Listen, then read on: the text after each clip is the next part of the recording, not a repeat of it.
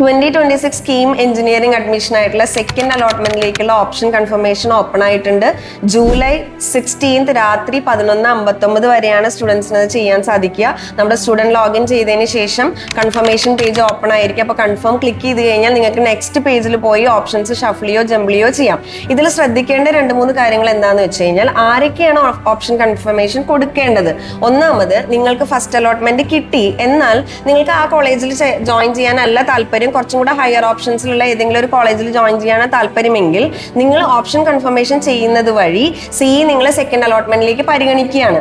അപ്പോൾ നിങ്ങൾക്ക് വേണമെങ്കിൽ ആ സെക്കൻഡ് അലോട്ട്മെന്റിലേക്ക് കൊടുക്കുന്ന ഓപ്ഷൻസ് കുറച്ച് ഷഫിൾ ചെയ്യാം, മുകളിലെ ഓപ്ഷൻസ് ഷഫിൾ ചെയ്യാം, ഏതെങ്കിലും ഓപ്ഷൻസ് വേണ്ടാത്തുണ്ടെങ്കിൽ ഡിലീറ്റ് ചെയ്ത് കളയാം.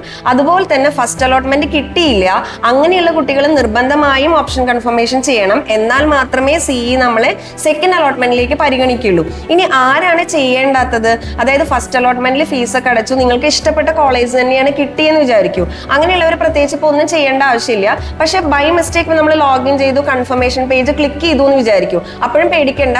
നിങ്ങളുടെ കൺഫർമേഷൻ പേജിന് ശേഷം ഓപ്ഷൻസിന്റെ പേജിലേക്ക് പോയതിനു ശേഷം ഏത് കോളേജാണ് കിട്ടിയ ആ കോളേജ് മാത്രം അവിടെ വെച്ച് അതിന്റെ ഹയർ ഓപ്ഷൻസ് ഒക്കെ നമ്മൾ ഡിലീറ്റ് ചെയ്ത് കൊടുക്കുക. അല്ലെങ്കിൽ എന്താ സംഭവിക്കുക? നമ്മൾ കൺഫർമേഷൻ ക്ലിക്ക് ചെയ്തത് നിങ്ങൾക്ക് ആ കോളേജ് ഇഷ്ടമല്ലാതെ ഏതെങ്കിലും ഹയർ ഓപ്ഷൻസ് ഇഷ്ടമുള്ളത് കൊണ്ടാണെന്നാണ് അർത്ഥം. അപ്പൊ നിങ്ങൾക്ക് ഏത് കോളേജാണോ വേണ്ടത്, അല്ല കിട്ടിയ കോളേജ് ഏതാണോ അത് മാത്രം അവിടെ വെച്ചിട്ട് നമ്മൾ ബാക്കിയുള്ള ഓപ്ഷൻസ് ഒക്കെ ഡിലീറ്റ് ചെയ്ത് കളയാം.